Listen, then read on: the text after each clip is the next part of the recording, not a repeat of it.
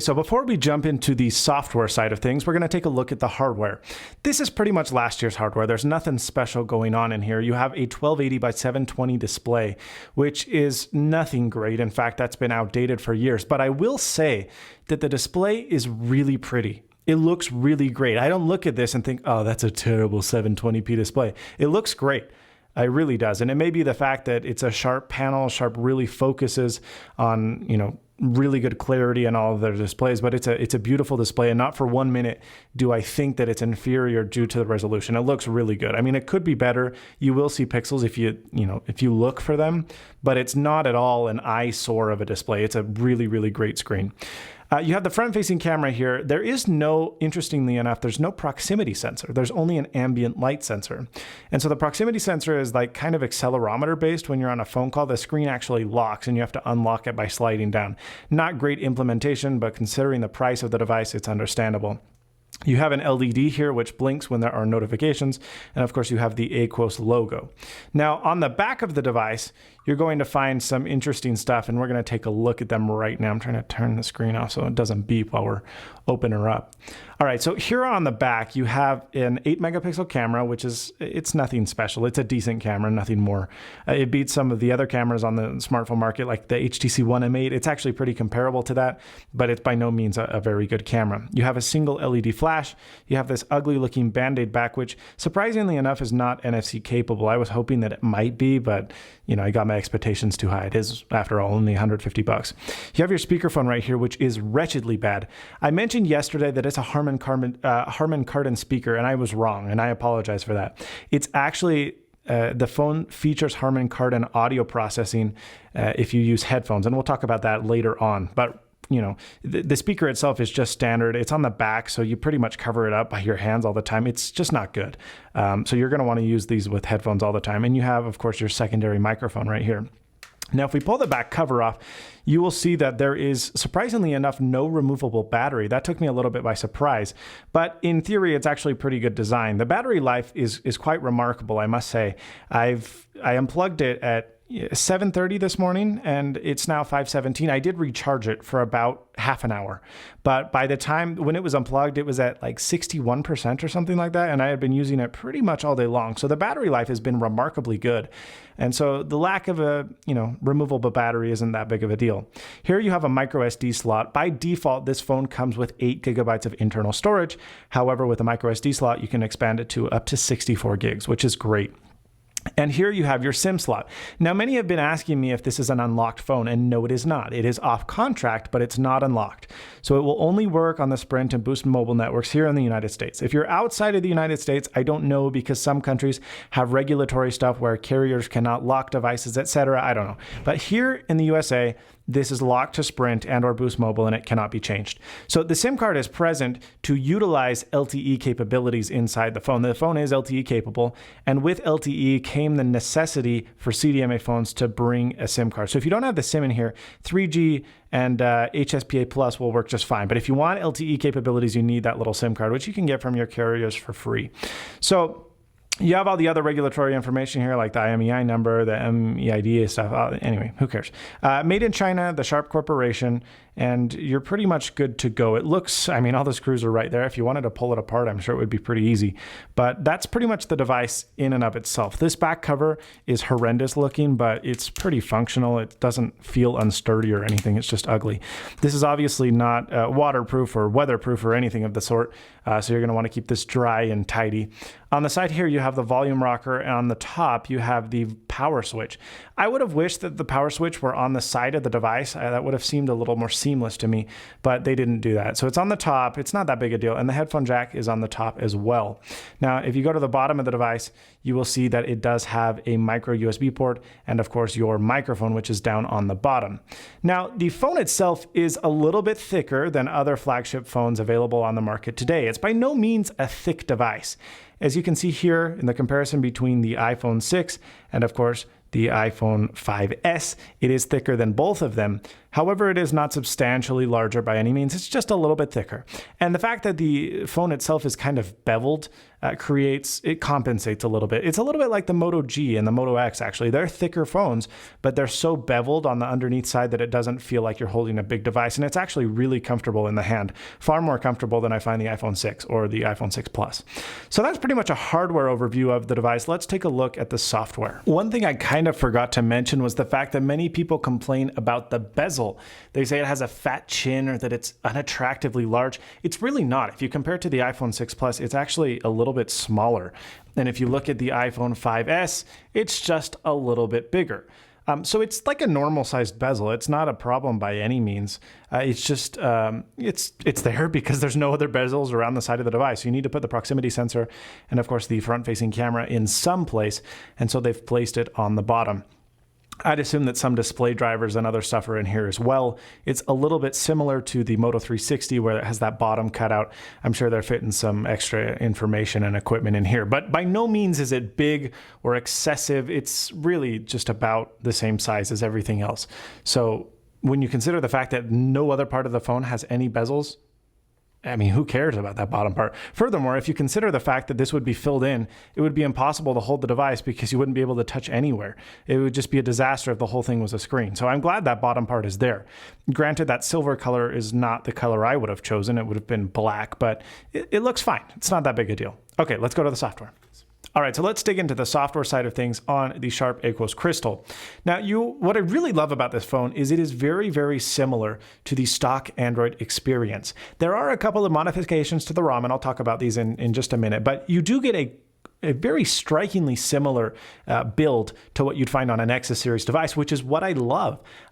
It's a little bit backwards, I think, because this is a little bit lackluster hardware and it has great software, and other phones, not to be named, have incredible hardware, but they have terrible skinned ROMs such as TouchWiz.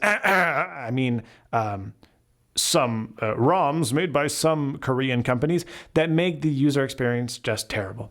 I hate TouchWiz, but I love Samsung's devices. Go figure. Anyway, I will stop my complaining and talk about what you're going to find on this device and the differences that you'll find between this Android kernel or ROM and the stock Android experience that you would find on a Nexus device.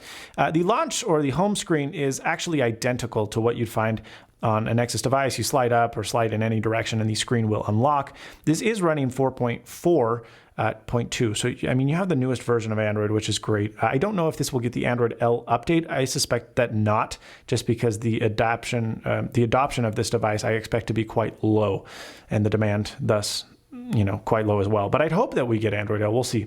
Maybe the XDA community will start going goo goo gaga over this device. If you swipe to the right, obviously it's going to pull up the camera app, which we'll talk about here in just a minute. And this is, of course, the home screen or the launcher. You have a very traditional launcher, which is really close to the stock Android. Again, something that I prefer greatly. Now, you do have Google Now capabilities. So if you say, OK, Google, the assistant will pop up, which is really great. This is not installed by actually, the Google search is installed by default, but the Google Now helper is not installed by default. And that's because for some weird reason, Sharp decided to put this assistant inside of the app, which just looks terrible. It looks like Siri when it first came out, but worse. I mean, it is really bad. And it doesn't, I mean, it works fine if you can ask any question. What day is my birthday? There you go. So it's not able to do just about everything. When did, I don't know, Barack Obama give birth? That doesn't even make sense. When was Barack Obama born? You see, so this is just it's just a terribly crappy assistant, and I just got, stop talking. Stop it. Okay, it's reading the whole thing. We got to kill this app. So that assistant thing, stay away from that thing. That is a pile of garbage. And I've made, obviously, Google Now the stock assistant on Android, and I don't know why Sharp didn't do that just by default. You have an AccuWeather widget, which is pretty nice. There's actually a lot of third-party stuff on here to begin with. As you can see, the stock keyboard is swipe. I have a bloody hate for swipe, so I've pretty much gotten rid of it since the beginning. I'm a Swift key user. I like Flexi también as well, but I hate I hate swipe, but that comes by default, so that's kind of nice if you're not into the stock Google keyboard, which I really like as well. So swipe, I don't know why they did that, but anyway, that's how it is. If you go into the launcher itself, you're going to find into the app drawer, excuse me, you will find pretty much the standard stuff. You'll find the calculator, which looks identical, the calendar, which looks identical. I don't have school today, and pretty much everything that you would find. Now, when we go into the camera app, this is quite a bit different. You'll be able to see that there's a little arrow here in the corner. This allows you to hide or show the additional options. You can jump into the settings menu and change some stuff like auto exposure, white balance, ISO settings, etc., etc. The anti-shake, anti-flicker, and autofocus, all of which are not very good, so it's better to do that manually. You can make a touchscreen shutter button if you want to just click the whole screen anywhere. I prefer the actual button because then I can do kind of manual-ish autofocus or choose my focal point, which is good. You can jump in here to, I'll show you that in a minute. That's hilarious. This is the flash settings. You can choose to do auto, on, or the flashlight mode. This is the filter setting. There's a couple of filters on here that I've experienced do not work very well. There are third-party apps, even for free, that do a much better job. You have here geolocation stuff, which is kind of cool, but it's pretty much stock to every Android phone. You have here also your resolution in which you would like the picture shot. By default, it shoots in a 6 megapixel, 1920, excuse me, what is it? A 3264 by 1836 resolution. It is a 16 by 9 aspect ratio, and that's really weird. Nobody takes photos in 16 by 9, so I switched it back to the standard 4 by 3 8 megapixel photo, which will give you a much higher quality photo anyway. So yeah, if we go in here, this is a button that allows you to kind of control whether or not the phone does its weird, it has like white balance compensation, exposure compensation. So if you're in a darker room, it will actually bump up the exposure settings automatically. I've experienced that it doesn't do a very good job because photos in the dark are absolutely horrid. HDR on this thing, you can turn on or off. Again, not too great. You can turn the graph on or off, and you can choose what type of graph be it. It's actually kind of cool for people who are not too experienced with the rule of thirds. It kind of allows you to choose a different graph, which would help you get a better photo, because there's so many times that I see, a subject or a person right dead center of the photograph, and it's terrible, absolutely horrid. Photography 101, don't do that. So that sets up a different grid, which is kind of cool actually for amateur photographers. But I'd like to go back to the 16 by 9. Come on. Okay. Alrighty. No, stop. There we go. Yeah. Okay, good girl. Okay, so this is where it gets funny. You can choose to video record. It video records in 1080p. Again, the quality of the 1080p recording is not very good. I would provide sample shots, but you'd just be disappointed. So I'm just going to tell you it's not very good. Now, this is where it gets funny. Watch this when I hit the front-facing camera button. Yep. That's not at all. I am not that high up in the air. Now, you might be thinking, well, of course, the camera is on the bottom of the device, and that's exactly the problem. The Sharp recommends that if you want to take selfies, you actually turn the device around so that the front-facing camera is on top, and then you'll get a better, more realistic shot. It's super goofy design, especially because even when you rotate it, the shutter button and all sorts of weird stuff are like halfway backwards. So it's pretty odd. So if you want to use this phone as a selfie camera, it's not going to be the best one. And the front-facing camera altogether is not very good. It's a 2 megapixel camera, looks quite tremendous. And by tremendous, I mean horrible. Now, if we look at this button down here, you'll see that the time between which I hit the button and the time the exposure actually takes place is really slow. Watch. So it autofocuses after you press the button, which is kind of nice, but if you've already found your focus point, that can be quite annoying. So you type it and it just barely takes the picture, almost a half a second later. It's quite slow. You can obviously view the photos in your gallery. They look not good. And there you go. The camera itself is just not good. If you're looking for a great camera, this isn't one of them. Yeah, so there you go. It's decent, but it's not great. I'd say it's about on par with the HTC One M8, which I ragged on really hard for having a terrible camera, and it does. Okay, so when we go into other apps here, like Clip Now, this is a pretty weird way to take screenshots. Typically in Android, in order to take a screenshot, you use the power button and the volume down rocker. But for whatever reason, Sharp has gone with a different method wherein you swipe from the side of the screen and that's how you actually take a screenshot. It's kind of cool. It's kind of intuitive. But one of the problems that I've experienced is a lot of time I go for the taskbar and I go close enough to the edge that it starts to do the screenshot kind of thing. It's quite annoying, especially because I don't take screenshots that often. And I consider myself someone who takes screenshots a lot compared to normal people. So when you're doing that, it's just not that efficient. A button combination would have been just fine, but that's what Clip Now is for. You can delete Clip Now or disable Clip Now in these settings and then use a third-party app to change button configuration. But by default, that's what it uses, Clip Now. You just pull it to the right and it takes a screenshot. It's kind of cool. Your clock is a little bit different than the clock that comes on stock Android. I don't find it to be really any better or worse. It's just different. Your downloads folder, your Google Drive, email, that's my Twitter client. The gallery is the same. Gmail's the same. Google's the same. Google settings, same. That's what's really great about this is the same on most, as with most devices. There's not a lot of changes here. Now, yesterday I mentioned in the video that there was no bloatware at all. Well, that was true until I actually activated the device. Upon activation, Sprint conveniently installed 3 apps, Sprint ID, Sprint Zone, and the Lumen toolbar, which is horrendously bad. I just got rid of that the second that I could. You can't delete these apps, which is unfortunate. And there's not a root either for this phone, so you can't do that either. So you're just kind of stuck with these, and that kind of sucks, but such is life. Maps is the same, messaging's the same. Movie Studio is an app that allows you to do some, wow, that was weird. See, there's an example of some kind of awry touchscreen stuff, because I definitely did not touch the Instagram logo. That was the Movie Studio icon. But, you guys can see what I'm talking about, I hope. It's a simple, basic video editor. It's not really all that great, and considering the processing power of this phone, it's not going to be an ideal device to edit video on. Office Suite is what it sounds like. There's another example. I hit Lumen toolbar.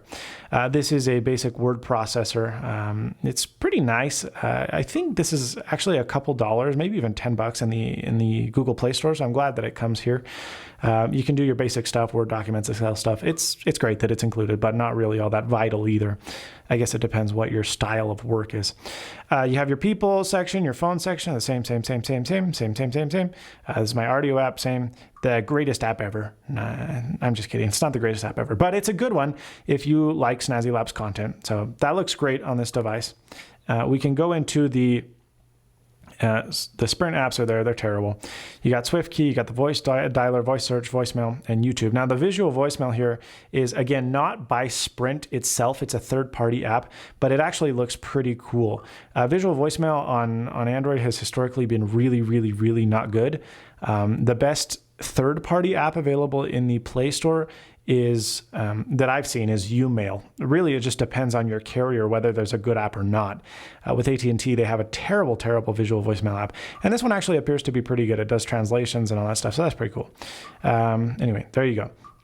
So you got that, you got your widgets. It's pretty standard stuff. I mean, there's not a lot of differences really in this operating system at all. Now, when we dig into the settings panel, you will find stuff that's a little bit different. By the way, when you pull the menu down, this is just standard stuff. You can clear all your notifications that way. You click this for the quick access toggles, and it's quite similar to every device that you've seen before that runs Android. We jump into the settings section. You're starting to see that my screen is quite fingerprinted. I apologize for that. I swear I wiped it off before I started, but I have these 2 bloody hot lights here. Anyway, I'll keep going. I'm getting distracted. You have, by the way, like no signal ever because you're on the wonderful Sprint network. I activated the phone this morning and performance just hasn't been good. Wi-Fi, Bluetooth, call settings, data usage stuff, that's all basic and stock Android. You have the ability to change a little bit of stuff here on the home screen, like the launcher. You can choose which launcher you use. But again, you can't choose the settings, so I can't, for the life of me, figure out how to change the settings on these things. I can change the wallpaper, but I can't change the orientation or the main page. It looks like you're just stuck with 5, and that's the way it is, and you got to suck it up. So, of course, you can install a third-party launcher, but it's a bummer that that doesn't give you that customization because it's not a bad launcher at all. I would keep it if I could change the homepage orientation. It's just kind of annoying. You jump back into the settings. This is the Harman Kardon audio section. So I did mention, again, that this back speaker was Harman Kardon. It's not. It's just a crappy little speaker. But what Harman Kardon audio allows you to do is plug in your headphones and enable what's called Clarify. It's supposed to, as it says, it doesn't say, but on their website it says, add surreal concert-like sound. No, it sounds like complete garbage crap. It is terrible. It is awful. Okay, it makes these super bright, super sibilant, away goes the bass. It just sounds wretched. And I tried several headphones with 7 different genres to make sure that that wasn't like what it was meant to do. It was terrible. And live stage is even worse. Sounds like you're in an aquarium. This visualizer pops up, which is kind of cool, but it is just bad, okay? And I can't recommend it in the slightest. Not to mention, it only works with the native Google Play Music app. If you're using Audio or anything else, it doesn't work. Now, this device as a music output device is not bad at all. I'm gonna wipe this off, hold on. It's not bad at all because I was listening to music through my headphones and it actually sounds pretty good. Like there's a decent little amplifier in there and a lot of songs sounded better actually on this than they even did on the iPhone 5S, maybe even the iPhone 6. The issue is that this Harman Kardon audio customization veterans thing, it's garbage, and don't let anyone convince you that it's good. It is bad. So there you go. A rant finished. You go into the sound section, you have a bunch of custom sounds that come on this device. You can change that just like stock Android. The display is pretty interesting. They have some weird customizations in here. Brightness is obviously there by default. You can choose to have the ambient light sensor take place. I'm just going to leave it at full resolution for this video. There you go. Wallpaper is just your standard selection. There's a couple wallpapers on here that are done by Sharp, and then the rest are just the stock Android wallpapers, like the Nexus wallpapers. So that's kind of cool, I guess. It's whatever. You go into this is weird, okay? This is called the frameless effect. It's supposed to make your phone look even more frameless than it already does, and I cannot convince that it does anything. So it's just a display light, okay? So you turn the phone on, and all it does is it puts a cheesy border around the side. Oh, wow, that's so frameless. That's the coolest looking one too. Oh my goodness, wow. It's an endless display. No, it's just annoying. This flow thing, where's the worst one? This one is terrible. You turn it on. Oh, I thought this phone had borders, but now I'm convinced that it doesn't. No, it's annoying. So I turn that stupid frameless effect on and the display turns on more fast, more quickly. English are hard. Display mode. This is the actual ability to change the saturation of the phone, which I'm glad I found. By default, it's dynamic, which looks visually impressive when you have the phone for the first time, but it is very fatiguing to the eyes. The colors are very artificial. My hands look orange. It's just bad. So I've moved the display mode to the standard setting, which looks a little bit more like sad, but it actually is much better when you're watching videos and all that other stuff, and it's much less fatiguing to the eyes.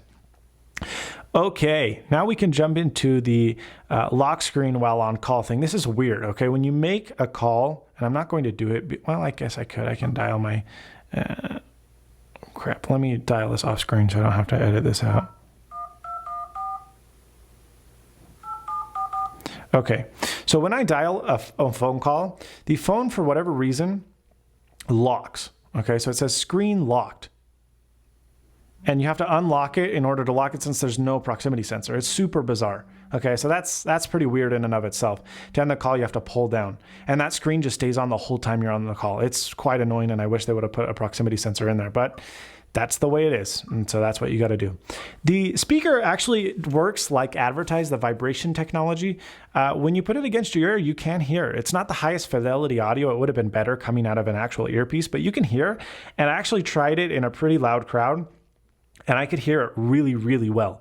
So in loud crowds, it's great. In terms of fidelity, it sounds pretty crappy, but it works literally if you put your ear down here or over here or up here or up here. It's pretty cool. And so the lack of the earpiece is actually quite an innovative feature that I quite like.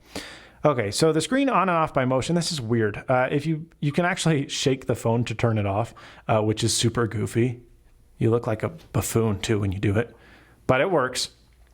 And then you have something that a lot of cyanogen mod phones have, wherein, oh, this is weird too, by the way. If you have this enabled, when you set the phone down, it realizes that it's not in your hand. It dims it for a second, and then it will turn it off eventually, which is kind of a cool feature, but I don't see it very necessary. And then it turns back on when you pull the phone up, which is kind of cool to save battery, I guess, but I don't really ever want it or need it enabled.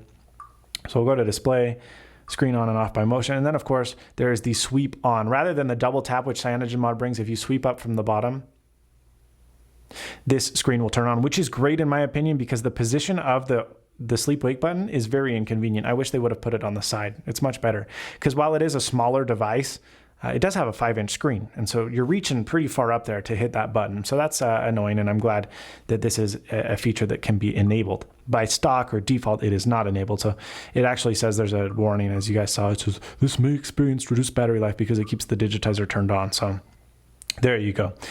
You can do the sleep. Daydream is really weird. It's just a screensaver. You plug it in and it will play cool colors, I guess, on your phone like that.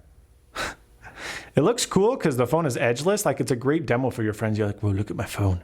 But actual utility, I can't see any, especially due to the fact that it will slow down your charge time on your phone when it's, when you want to use it. So that's annoying. Most of these things I'm finding annoying, sadly. Call me pessimist, but that's the way it is. You can cast your screen, which is pretty nice, to any Chromecast-enabled device, be it a Chromecast or Roku, etc. That's pretty great. You can do that natively.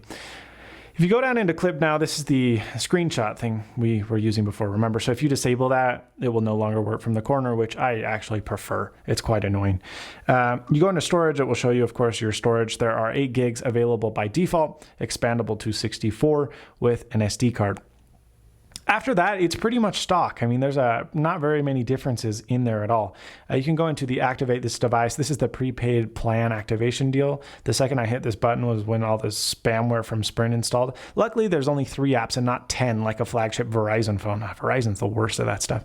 But yeah, and then there's system updates. You can update the phone's profiling information from your carrier and then the Sharp software update. There is that option in there, so maybe that will actually be useful in the future. But as of right now, there are no new software updates at all. So, and I doubt that there ever will be, honestly, unless there's a major fatal security bug. But that's it. I wish I could say more. Actually, I bet you guys are like, no, please stop. It's been 25 minutes already. Shut up.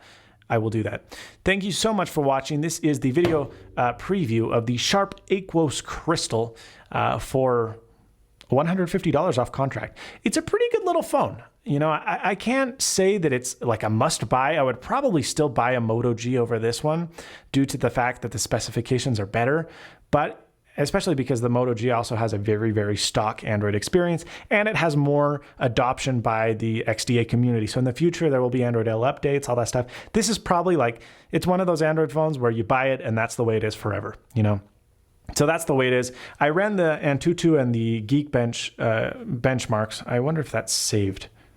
No, it didn't.